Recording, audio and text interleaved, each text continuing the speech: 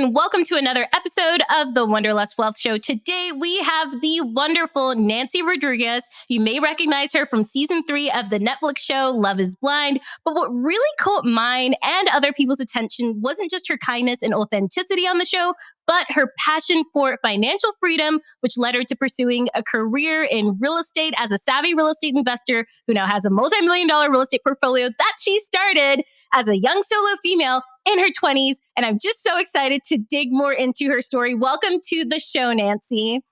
Thank you so much for having me. I'm really excited to just jump in and really just tell the story. Because I think that's the thing is like, it's one thing to be on a reality TV show that's unscripted and you just have to show up as you. Like that's the only advice I can give. If you're going to do reality TV like Love is Blind, just be you and like see where it goes. Right. Yeah. And so I think post show, like I've enjoyed doing these interviews and just digging more into the other, like, yes, you saw this much of Nancy, but there's so much more, you know, that I like to share, and using social media as a platform, using interviews as a platform. I'm really excited to dive right in. I know. And I just love what you've been doing with your social media too, and really inspiring young women and empowering them. And it's just so fun to see. Thank you so before Love is Blind and before the real estate investing, who was Nancy? Oh gosh, you know, so I was 31. I think for me, like I'm very black and white sometimes when it comes to like the facts and like where was I think numbers. So I'm like, okay, I was 31. And so I remember just being in a place at that time right before the show where I felt so much at peace. And what I mean by that is I was no longer in the romantic relationship that I had for about 8 years. So I was single, but also it was COVID. Yeah. And so right before I went on the show was, so it was 2021 when it filmed. So 2020 was when I was actually still working full time as a speech and language pathologist.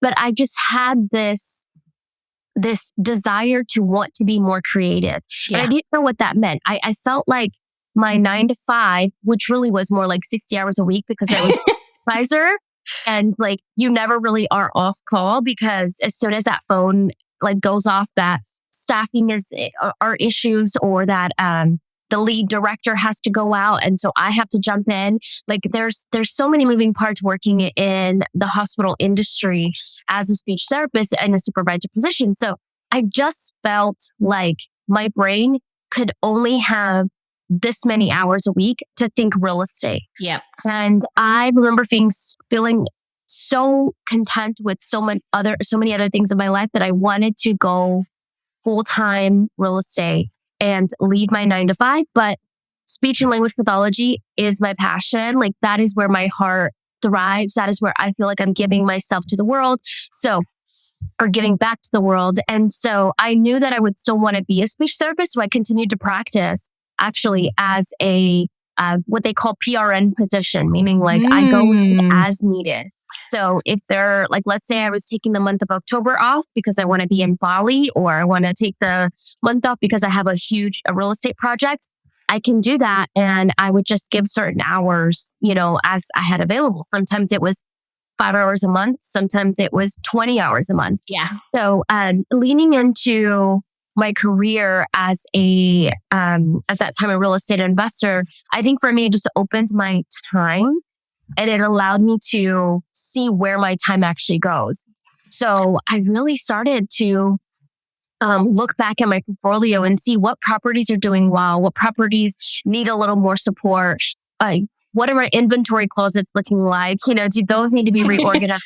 Where can I systemize things so that, yes, it's great that I can go and like visit all the properties, but how can I eliminate like, let's say 20 hours a week to maybe just 10 hours a week or 15, like slowly start to shave off the time and energy that I spent on real estate. But in order to come up with a plan, I needed the space. And that's where leaving my 9 to 5 was affording me more opportunity to be creative, to think about systems, to think about, to do research, to just sit there and like, you know, figure out like what are the best key systems for Airbnbs and for So it's just like really spending that time that were my brain power. and my brain capacity was just focused on one thing, I could now spread it and use it for other things. And so I think for me, most of my 20s after I left grad school, which was like I graduated in 2014. So I graduated grad school and I had $100,000 of debt.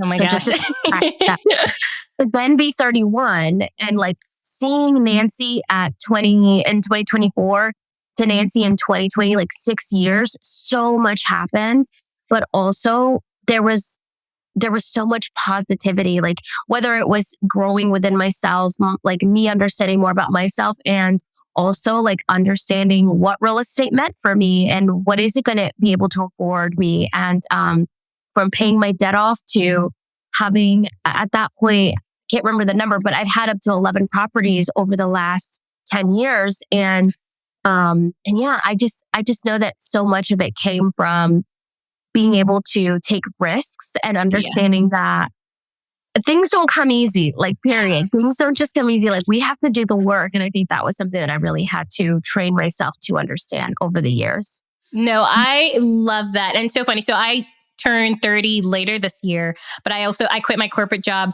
2 years ago now. But it really is so big when you are able to let go of that corporate job, the amount of time and space and freedom you have at that point. Because I feel like so many people right now are kind of, doing the thing. They're working in their corporate job. They're chugging along. They know that they were meant for something else, but they just don't even have the brain power or the space to even think about it. And when they do, it's like, oh, I'm going to go on vacation, but you're usually going on vacation for 2 weeks and trying to pack everything in. And it's not like you're thinking about, okay, well, what am I going to do with my life right now? So it's so amazing to be able to let go of that and create that space. And another thing too that I wanted to touch on is you going from $100,000 in debt to just 6 years later being fully financially free, like able to quit your corporate job. That's incredible. And I think people don't realize that it can happen in such a short time. You just have to stay focused, right? Like you have to know what you're going for, stay focused, and actually make steps towards that goal. So I guess tell me a little bit about how you actually were able to get out of that debt and how you got to the point where you're able to quit your job, right? Because so many people are out there, they're like, yeah, I'm in $20,000, $50,000, $100,000 worth of debt. This feels so overwhelming, right? Yeah, and I think that's the thing is that it is overwhelming, especially, from my background coming from a family of first generation, meaning me being first generation American, immigrant parents, like we didn't talk finances. And so us not talking finances really just, I'm so grateful for what my parents were able to teach me and the things that I did learn from them. But then I'm in my early 20s and I'm like, okay, I have all this money that I owe. Like, what do I do next? So I think a couple of things come to mind as far as like my journey on paying debt off. Number one is that I made those mistakes. I pulled out those school loans. I got a $30,000 car note. No business doing that. I don't know how I got approved. I'm trying to remember, and I'm like, did I have a co-signer? Like, was my mom my co-signer? Like, I was broke as a joke. Right. Like, me with $30,000, and it was a car dealership. Oh man! And I actually want to share that story because I don't think I've actually shared this anywhere else. So, okay, so I was in my undergraduate school program, finishing off my bachelor's in speech and language pathology. And it was my last year. I was a senior. And I remember it was right about the spring semester. And I was applying to grad schools because in the fall, I was supposed to go to get my master's in speech and language pathology. So I called my mom one day. At the time, I had like a 1997 Ford Explorer. It was like my dad's car, a really old car that just kept breaking down on me. So I called my mom one weekend. I was like, Mom, like I need to figure out what I'm going to do because I'm applying to grad schools. And if I end up going to San Francisco or I end up going to Houston, like I need a reliable car. Yeah. It's not like I'm going to a college town anymore. Like I'm going to go and be in grad school and I need to have a job. And I'm just thinking of all these things. I'm trying to plan ahead. So my mom was like, come home this weekend. We'll figure it out. I know somebody. My mom always knows. She's like, I know somebody. She's like, all right, cool. Trust. Bet. Like, let's do it. So we drive home that weekend and the very next morning we wake up and we go to this dealership, like 20, 30 minutes from the hometown that I grew up in. And we go into the dealership and we're talking to the guy that she knows. And basically not he convinced me, but he did a good job of telling me all of my options. Mm-hmm. And he basically is like, okay, this is what I recommend. It was, I think at the time, it was a $300 car note plus taxes, insurance, and all that for a used car. Oh my gosh. That was still like, even as a used car, it only had like maybe 1,000 miles on it. So it was like a really good used, certified, whatever pre-owned car. And my car note was like $400. And I'm like, okay, cool. I can do that. I had half of the down payment. Again, I was broke. I had $1,000. I had to bring like $2,000. Oh my gosh. My mom had to help me with that down payment. And like thinking about it now, it's like at that time you're in survival mode and you're just like, oh my God, somebody's going to give me a chance to get this car. So at first I was excited because I was like, oh my God, like my first car that I have in my name. I was kind of proud because like you don't really know otherwise at that time. Yeah. And so I'm like, okay, like it's on my credit score. Like I'm going to start working on my credit. Like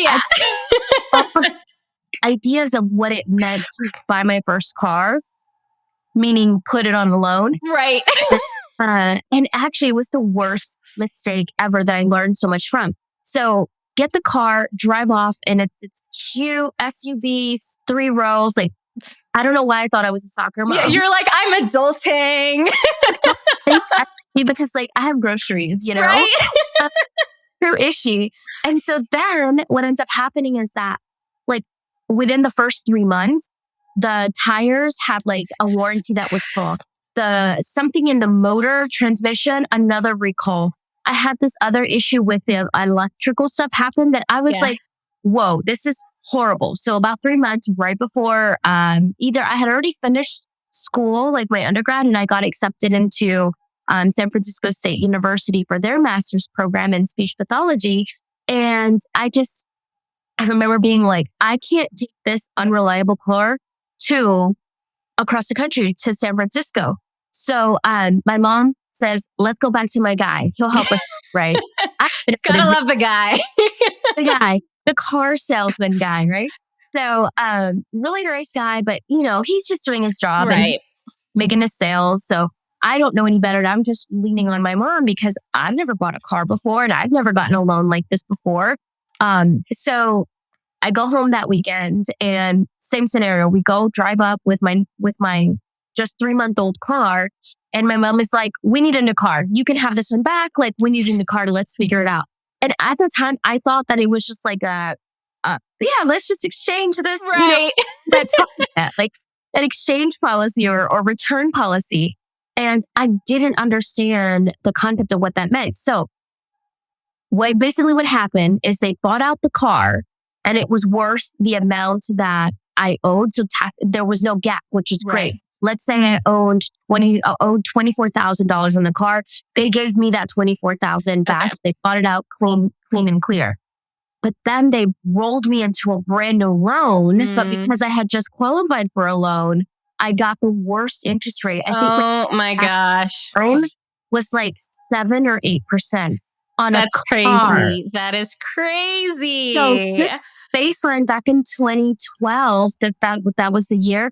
Interest rates for cars usually were anywhere from like 3 to 4%, pretty high. Right. 8%. Why? I had no monies. I was so broke. Yeah. And I had just got a brand new car 3 months prior. So I remember the car dealership actually had to do like personal finance in order for me to do all of this. Like they lend me the money at 8%. And I didn't even understand that. I was just like, okay, just tell me my car note. Like what's going to be my car payment? And the car payment was $500. Oh boy. And like $50. So $150 more. And Which is a lot. That's a lot. And I'm driving a Kia Sorento. I'm not like a Mercedes Benz. And I remember telling the guy, I was like, I'm going to grad school. I don't have that kind of money.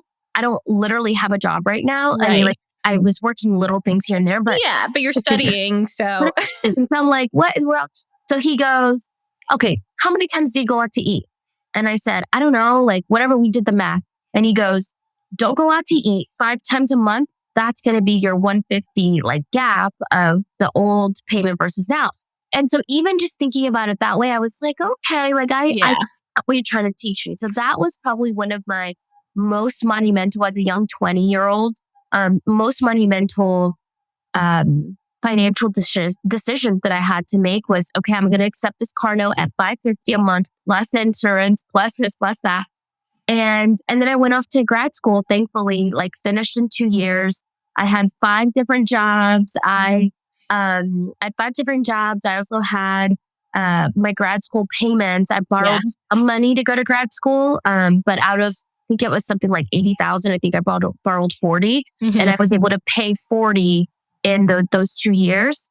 And then, so at the very end, once I finished grad school, the 100,000 comes from about 40 from graduate school, 40 from undergrad, or something like that, and about 20 or 30 from the car note. Okay. So it was split from undergrad, grad school, and then my car note. So that's where my loans came from.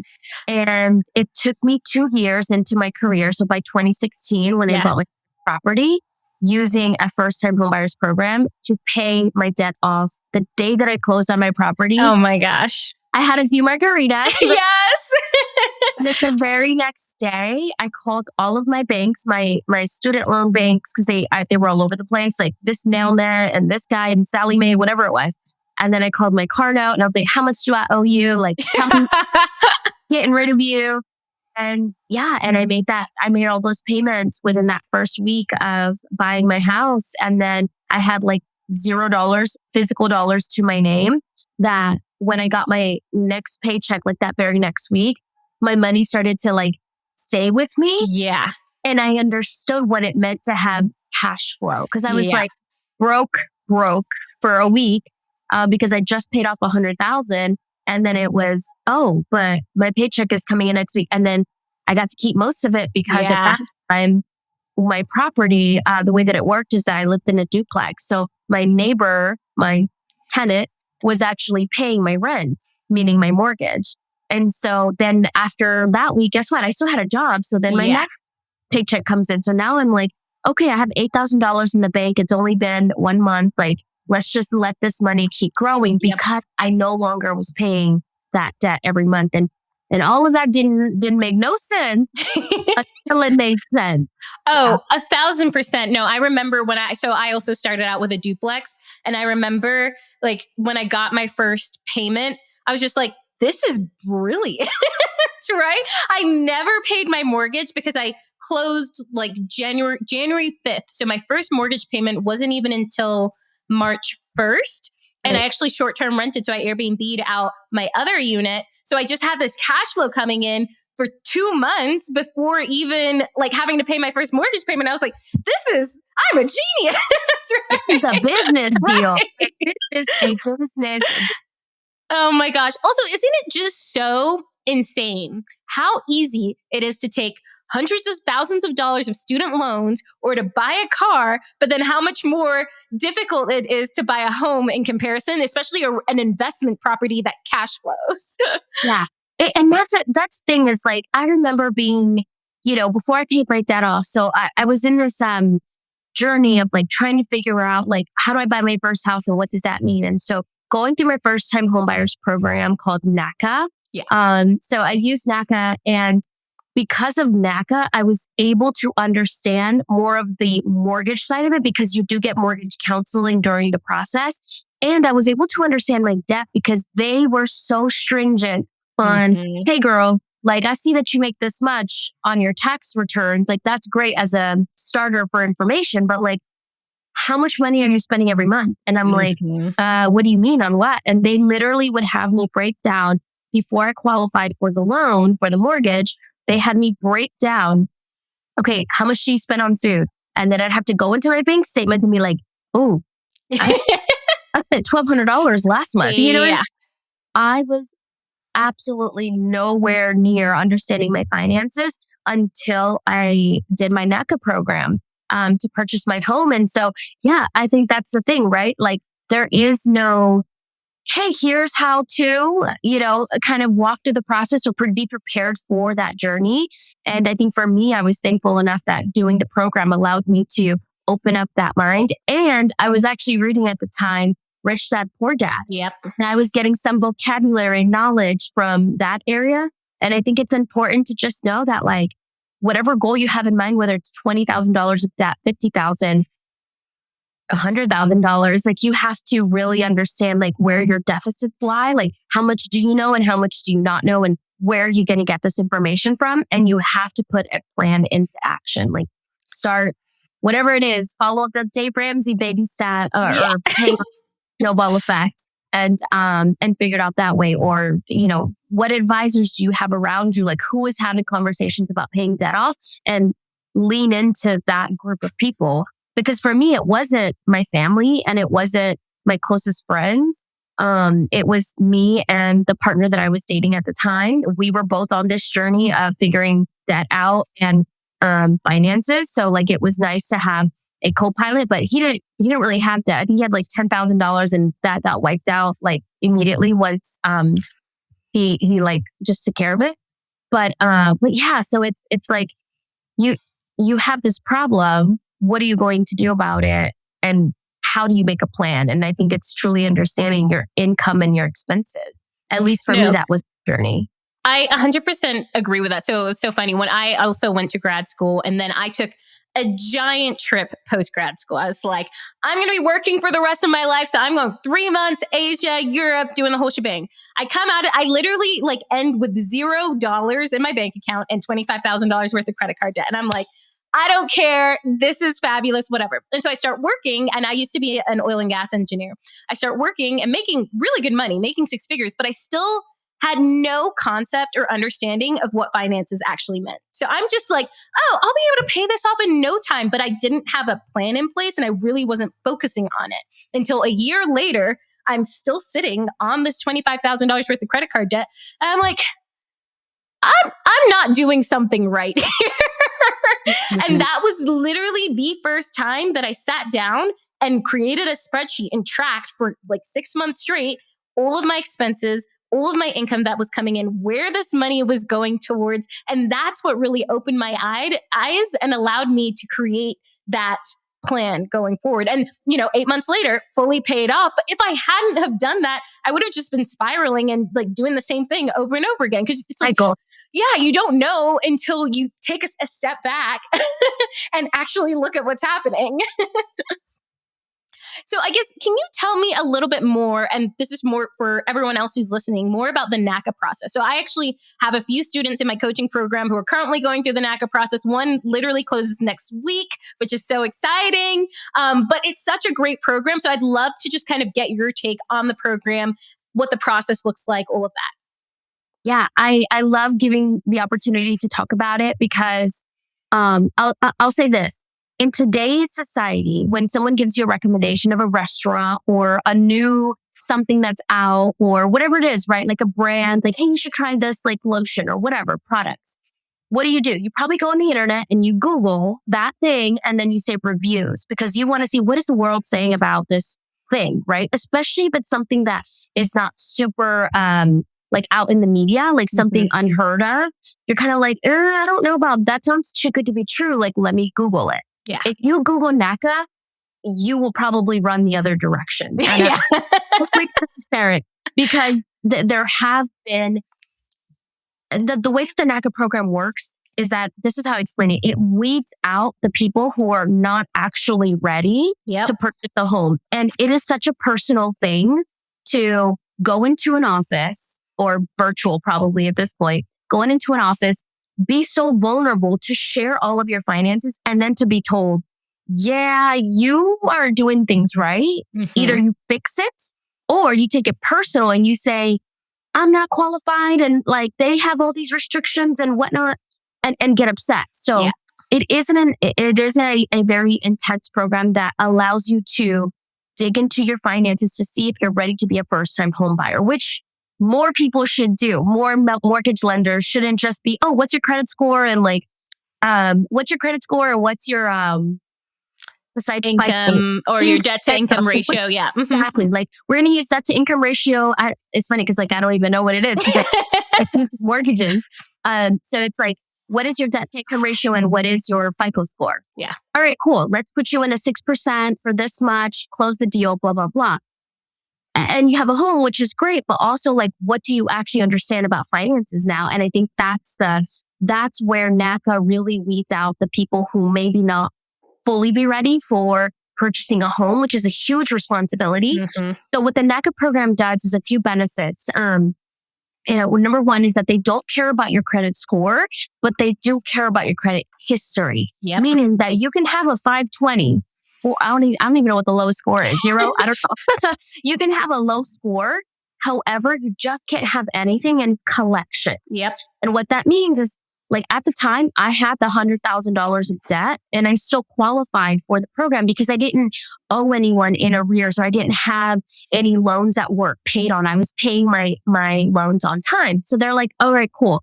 And I think who cares what my credit score was because I don't even know what it was and it didn't matter. Like not care about the credit score. The other thing is that they do pay your down payment, meaning that they waive your down payment. You don't have to put 3% down, 5% down. You don't have to put a percentage down at all.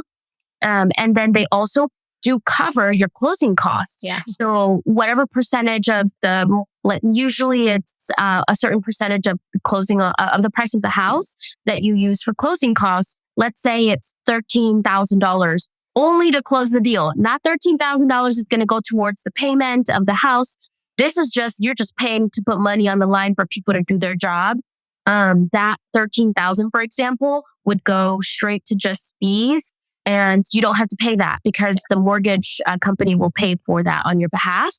The most important one, especially right now in the times that we're in, is you are guaranteed the interest rate of that day your application gets approved. So I'll give you an example. You go to Chase today and you're like, I have a 800 credit score and I've got a good job and this and that. And let's say that the mortgage interest rate that day is, I haven't even looked at it recently, but let's say it's 6.5 interest rate for the nationwide that day. Your application gets submitted. Chase would probably be able to get you close to like 6.75, like maybe 7, like it's reaching. So even with a really good background, normal lenders usually they cannot match the interest rate of that day. NACA will guarantee you that interest rate. So if it's 6.5 that day, you're getting 6.5. Yeah. And so the benefits are there. The benefits are there, but I like to make sure to start with like, it's not an easy process because it does require you to be diligent, turn in your finances, be on top of your game, check your emails, know how to fax things, know how to scan things. Like it's going to be a tedious process, as it should be when you're putting $200,000 on your back, as a loan because you're buying your first home. And so that was the process of NACA. One thing that I did want to make sure to note is that the reason why NACA got started many years ago, back in the 80s, is because there were certain banks who got sued and they lost a lawsuit because they were discriminating against homeowners and giving them mortgages. So essentially the government said, you're being bad. You did all this bad stuff to not let brown people and people of color to get access to mortgages. So you know what? We're going to fine you this many hundreds and thousands and millions of dollars every year. And so let me say that correctly. So Bank of America and Citibank are two of the banks that got fined every year. They have to dump fine money into a bank account, let's say the NACA bank account.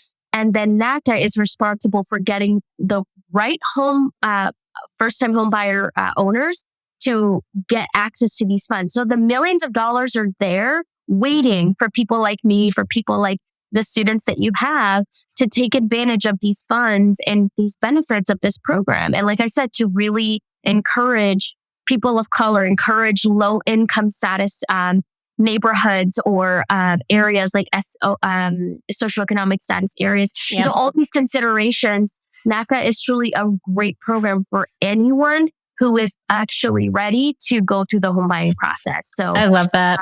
So yeah, that was my journey with NACA and why I chose it and all the good things from it. Okay, so do I have something exciting happening for you?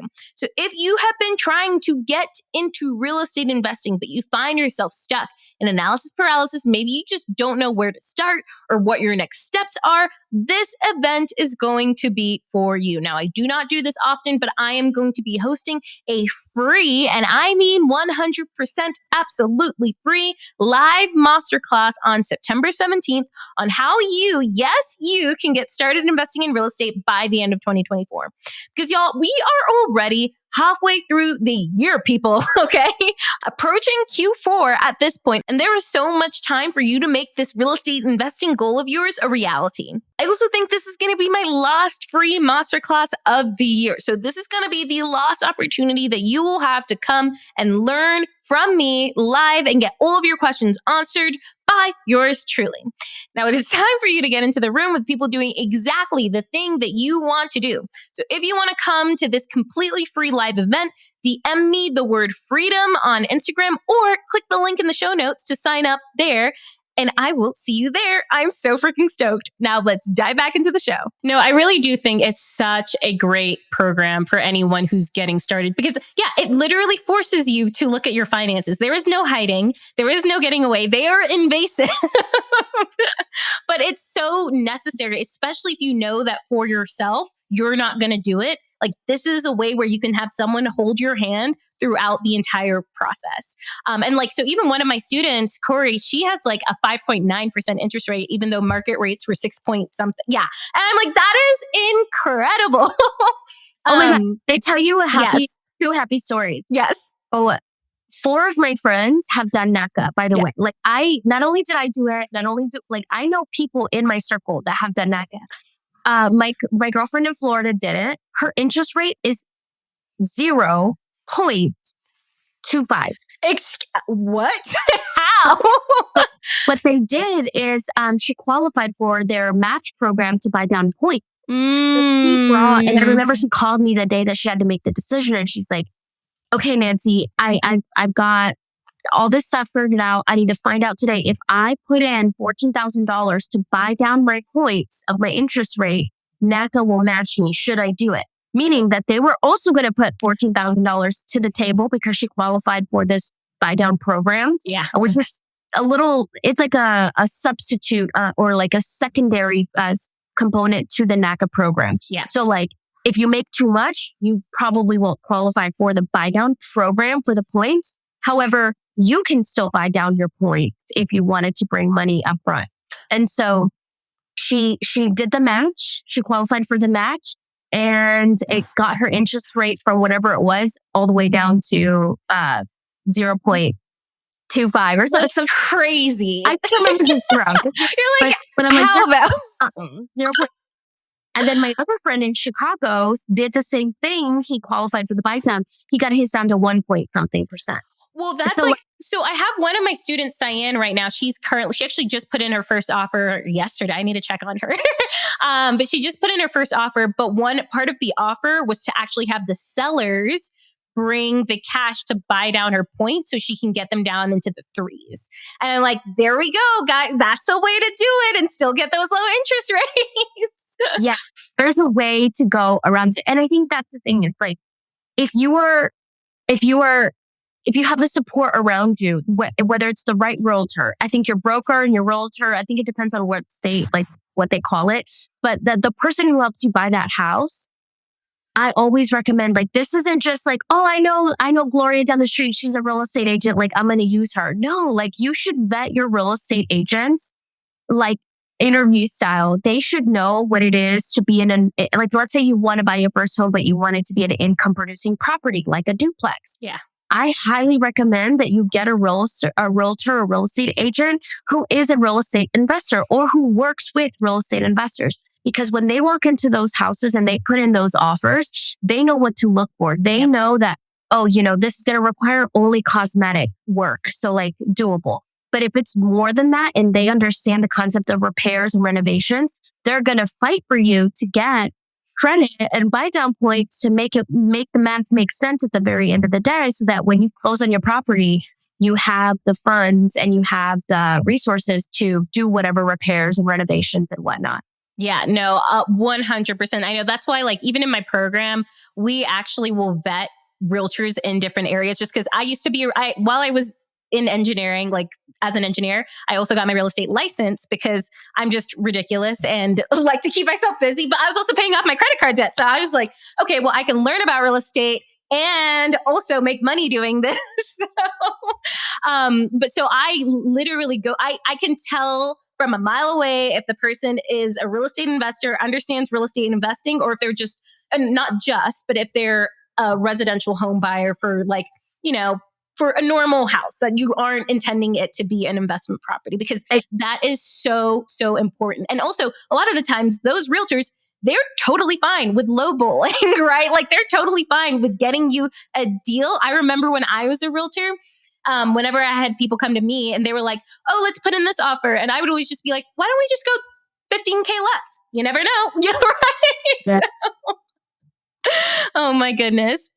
Also, a lot of women, especially young women, feel super nervous about buying a property by themselves, right? Because I think when we're young, we're fed this idea that, you buy a house with your husband and that is just what is going to happen. So I guess, how did you, especially in your 20s, feel comfortable buying a property by yourself? Yeah. So I think the thing about my first property is that I knew that out of all my siblings, even my parents, like they didn't buy their first house until they were later in life. Like they already had kids and whatnot when they started to buy their properties. And so I think that what's really important about one, being a woman and breaking those generational stigmas and what's that been passed to us and whatnot. Like I do think that as a woman, because I think women are freaking amazing. I think we are so powerful. I think we are so dynamic. Like we are truly we're just very special as women. Just, I love women. And I think that really what got me through the beginning stages of understanding is just really leaning into the support group, right? Like who is around you? And I'll mention that again, like who is around you that's helping you guide you through this. So at the time, my broker who helped me get my first house, the way that NACA works is that your realtor has to be NACA certified. So they could be a regular realtor, but they just have to go through like a few classes. I think one or two classes at the time it was to be NACA certified.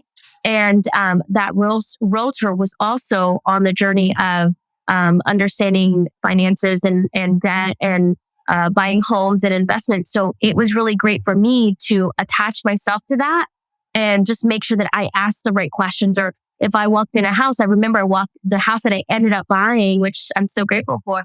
I walked into the yard and I was just like, ew, it's green. And like, it's literally the ugliest house in the block. Like, why would I want this? And I was set in that mindset.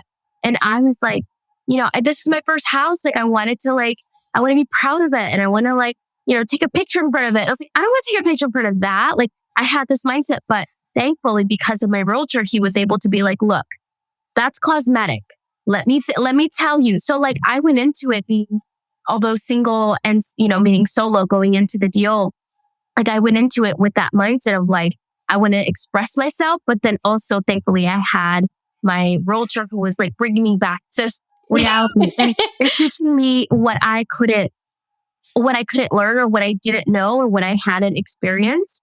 So I think it's important to just be around people, like following people like you, following people like me that are in the industry, like what is it that we're doing and how could that like motivate us, and just really making sure you have that surrounding around you and making sure that your team is those people, right? Like the people that are in the field doing what it is that you want to do.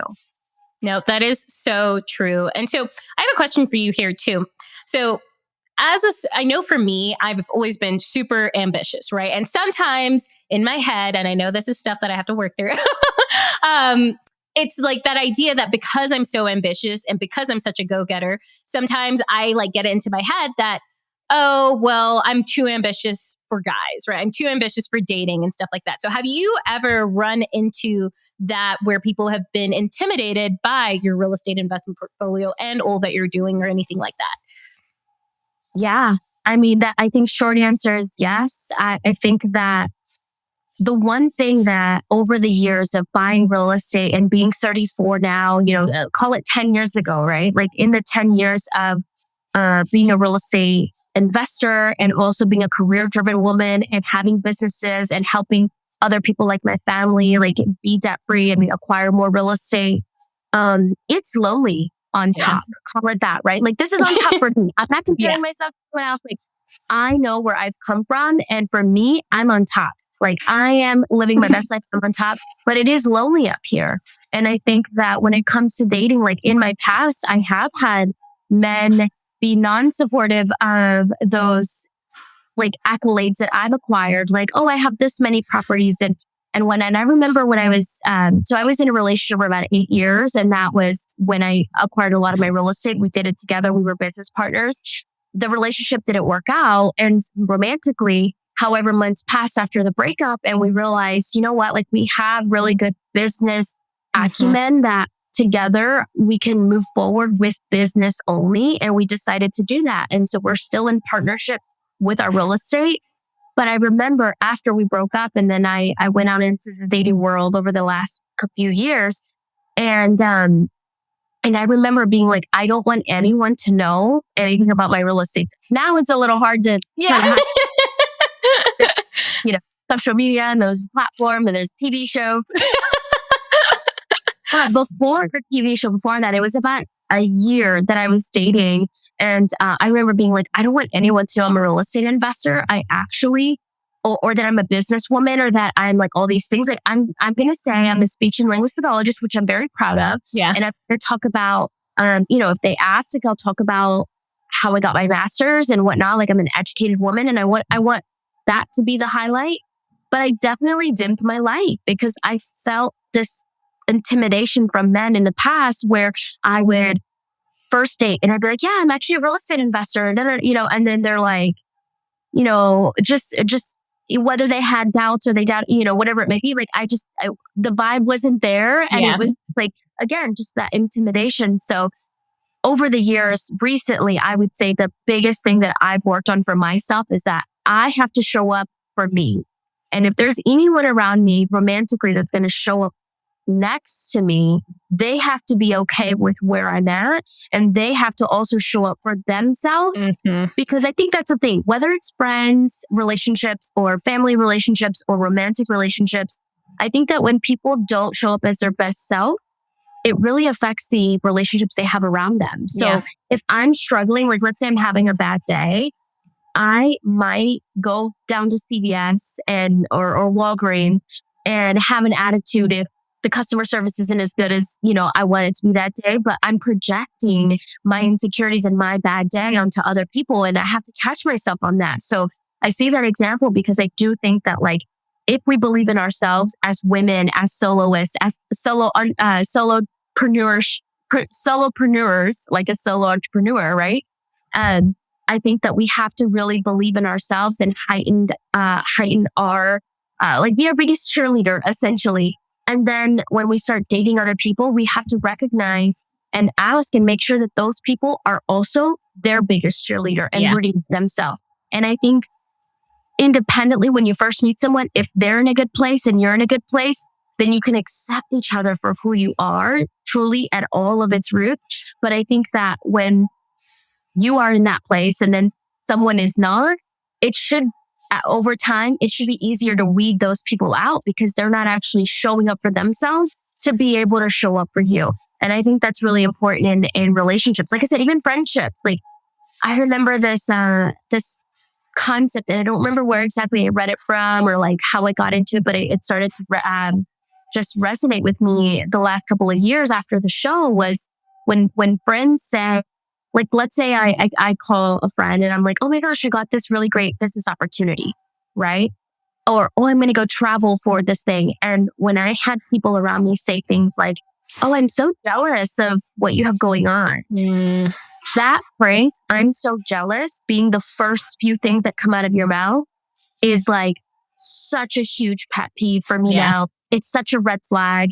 It's ew, I don't want to be around that. I had a guy say it once when I was dating him, and he said it once and then he said it again like a few months later, that I was like, you shouldn't be jealous. You should.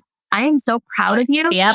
You're inspired by this and you want this financial freedom and you want this real estate, whatever it is that you envy of my success. You should be proud of me. And then you should be working on your own self to bring yourself back to like where you want to be. But I think that kind of hater energy, like it's for me, like I don't want to be around that. Like that's a huge red flag, is when someone says, oh, I'm so jealous that you get to travel. I'm so jealous that you get to, It's like, you shouldn't be jealous. Like, what is it that you're feeling inside that is making you jealous? You should be proud of me. And then you should work on whatever internal stuff you need to work on so that you can match that energy and be inspired by it and not feel that sense of enviness and jealousy.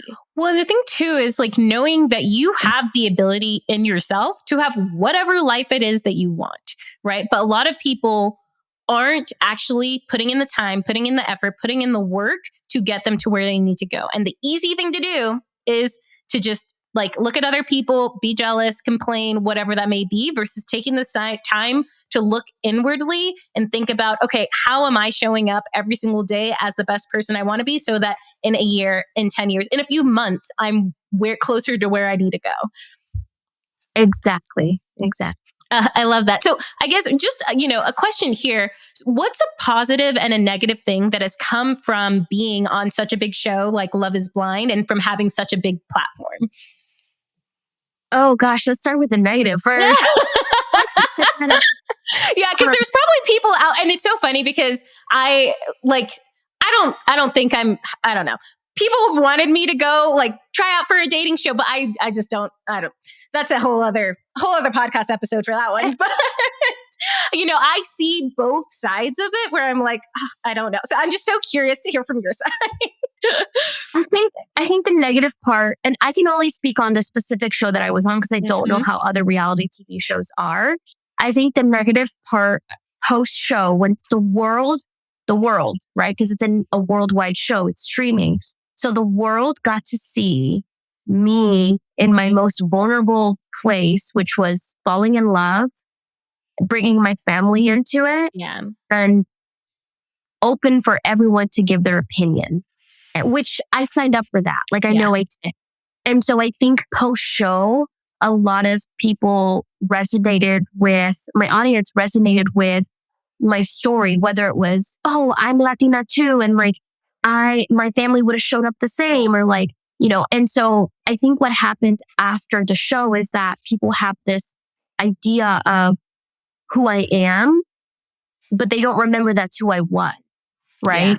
And so that's very different. Like, yes, I showed up as my true self. And when I was 31 at that time, I loved that way and I love hard and I know that. But I think being judged off of that moment. And now it's funny because I'll run into somebody today, I'm 34, 3 years later, and they'll be like, girl, the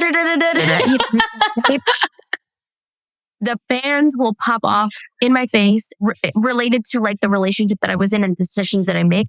Why did you stick around? What were you thinking? And it's like, so I think that kind of open to conversation, the doors, the floodgates are open for comments and everyone's opinion. And I think we're in a society right now with social media where you can turn on a camera, click record and be like, this is what I think about that episode. Right. Right. And I think one thing that Love is Blind really launched for the social media world and like also reality TV is that a lot of people got invested. And a lot of people make reaction videos of our episodes, or, go take it to the internet to be like, team who, team this or team that. And like, not only was I on a reality TV show for the world to see, but now it's like the whole social media aspect of it is that people have this vision or expectation of who you were when that filmed 3 years ago. So the positive, I think on the positive side of being on a reality TV show that is worldwide is the opportunities that came from being on the show, which means exposure to my character as Nancy from Love is Blind. And I remember months before, we knew about a month before it was going to come out. We were silent for a year and a half. And about a month before the show was going to be released, I got the call. Okay, let's start getting ready for this, and this, and booking flights for all the things for the show. And I remember thinking, I have no idea what my edit is going to be. I know what happened, but like I don't know how it's going to all come together. And I was getting really anxious about and having a lot of anxiety about what could have played out at the end, like how everything was coming together. And I remember being like, what do I actually want to get from this? Do I want to be known as Nancy from Love is Blind who cries every freaking episode? which is something, or do I want to be known as Nancy from Love is Blind who also blank, right? Yeah. Who is also a businesswoman, an entrepreneur, a Latina, a first gen, like all these things. So I knew that at that time, right before the show came out and my social media blew up, like I knew I wanted to take the path that was the creative path, the harder path. Like I didn't want to go back to just being like my Nancy real estate and like barely on social media. Like I really wanted to use my social media platform to further expand what you got to see on a TV show. So I think that was the positive of it, is that I've made amazing connections since then. Like in the real estate world, I've done real estate conferences, meaning I've been the keynote speaker. I've gotten invited to really amazing events and branding partnerships, like even with like mental health companies. And so I am so blessed that I would do it all over again if I knew that I would be sitting on this couch having this conversation with you. Like I'm a big person on reflecting on like my decisions and the butterfly effect. Yeah. And so I know that being on that show and getting my heart broken on that stage for the world to see was worth it for me at the end, because I'm a better person today. I know I'm closer to my family. I know that my relationship actually came from watching Love is Blind. So I'm grateful for being on the show. I would do it all over again. I love that. And it's been so just beautiful to watch. I know it's been 3 years since you've been on the show, but it's been just even seeing your social media and the things that you put out and the positivity and the energy that you put out. I know so many people I really enjoy it. So many other people really enjoy it. So it's just been such a true delight. Thank you so much. Thank you. Okay, so now we are going to go into the final 3 interview questions that I ask every single person on the show. Number 1, what does your ideal perfect day look like? Can I tell you something really quick though? Yes, okay. yes. So when I was on the show, when I was on Love is Blind, the first phase of the experiment, the social experiment, is that you have to date 15 men, going on a 7-minute date. And you have to basically decide at the end of that day who you want to date on day 2. Mm-hmm. And so I remember going in with like, I had all these questions. I was like, I want to ask this to like find out all these things. And right before I walked into my first pod, I remember being like, you know what? Forget all those. And it was like questions about like, how much money do you make? Right. You know, like, what are you going on back there? Instead of all of that, I said, you know what? I only have 7 minutes. So what can I actually get? So my question was, I want you to describe your perfect day, regardless of any restrictions, and you can have superpowers. Like, what would your perfect day be like? I love that. The floor to be creative was so interesting. I would say that that's like one of my favorite questions since doing that on the show, and getting to see how people reacted to it. Okay, so all that to say, my perfect day. I think number 1 is definitely having the ability to be with family, whether that's a family dinner or at the very end of the night of the day, like all us together, cooking together, eating together, and then having fun together afterwards, like dancing or music or playing games. I'm such a big family person that to me, like that would definitely be a big part of my night, let's say. During my day, though, giving no limitations, I'm going to take this and do it. I would definitely have the power to teleport. So I would wake up and I would be in Cape Town, South Africa. Love Cape Town. Hit the mountains. Like I would just be there for the morning, have breakfast there and enjoy the beautiful weather, enjoy the people. And then I would teleport myself to Mexico to be with my family there. Ooh. And I love the food. I love everything. So let's say we'd have like a day party or something. With my closest friends, I would fly them out too. I'd be like, and let's go. We're going to Mexico. So then I would be there and I would spend most of the day doing that. And then I would say right before dinner, I would shoot over to Dallas where my real estate is. And I would just make sure that everything, like, let's say I had an hour to do something for my real estate stuff like that, but I would want to be in person. Like I would handle something with my business and just make sure, because one of my biggest priorities is being a business owner and also like just managing my finances with through my different sources of income. So it would be something related to real estate, something related to maybe I'm trying to think like what could I do in an hour realistically if I didn't have like 20 Nancy's working at the same time. I feel, and it's like something productive, right? Like I feel that too, because I like just checking in and making sure things are doing and feeling a little bit productive for the day. And what I would do, this is what I would do. I would do a drive-by of all of my properties. I would just drive for an hour, just go through, make sure, take notes on exterior things. Like I wouldn't even get out of my car. I would just be like, hey, I need to tell the lawn guy that he needs to shave these hedges or whatever. And so that would be my 1 hour before I would get ready for dinner. And like I said, that would be with family again. That would be like my perfect day. I love that. Also, the teleportation, that is phenomenal. Because if you can just be, I love that. I need to use that. Ready? Oh my gosh. Okay, so question number 2. What is your mantra? Ooh, that one's easy for me because I literally just said it yesterday. Anything is possible. Yeah. Anything to set your mind to is possible. And you said something earlier in the interview about if you really want to set your mind to it, like you can do it. Like if you really want to pay your debt off, like you can do it. You have the power and control. And I think that, yes, we have obstacles. Yes, life is going to be lightning and throw some tomatoes at us sometimes. But we do as individuals have the power to have control of our emotional health, our mental health, like get the resources that we need, and really be our biggest cheerleader. So I that's something my mom taught me, that anything is possible. And I would go with. I love that. And then last question, what does wealth mean to you? To me, wealth means my legacy.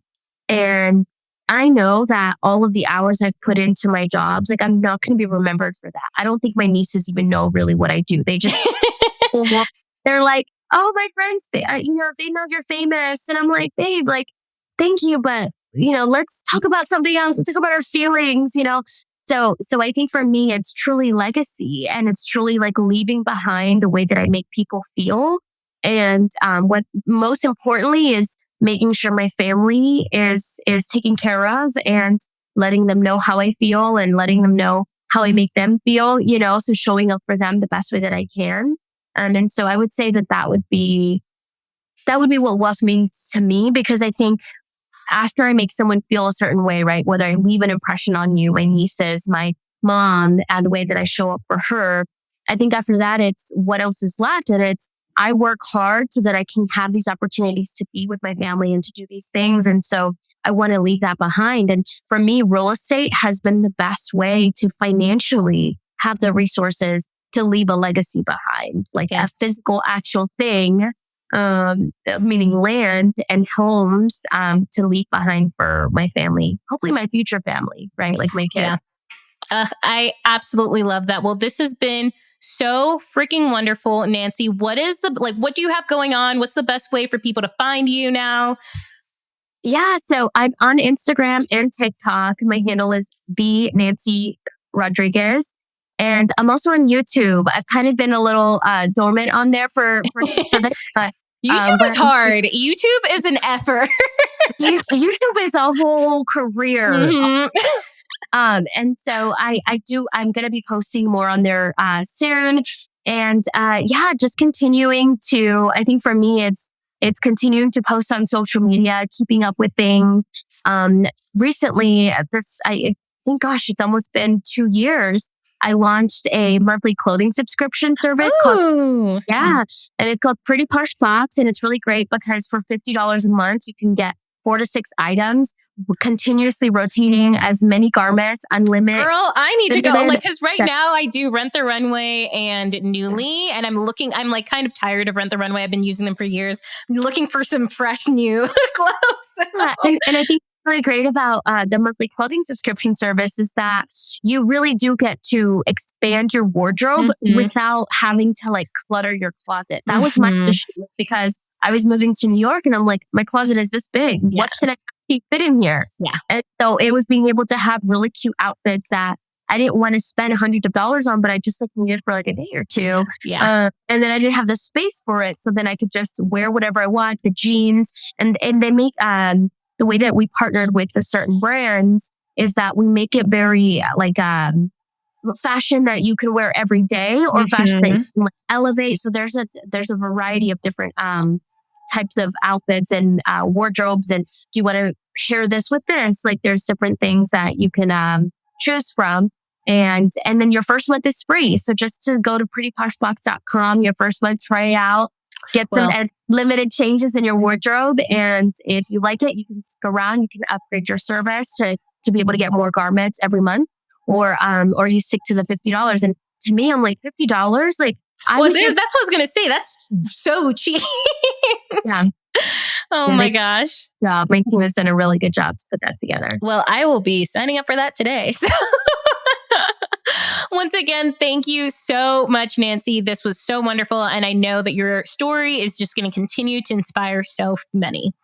Thank you so much for having me. And this has been so wonderful as well. Thank you.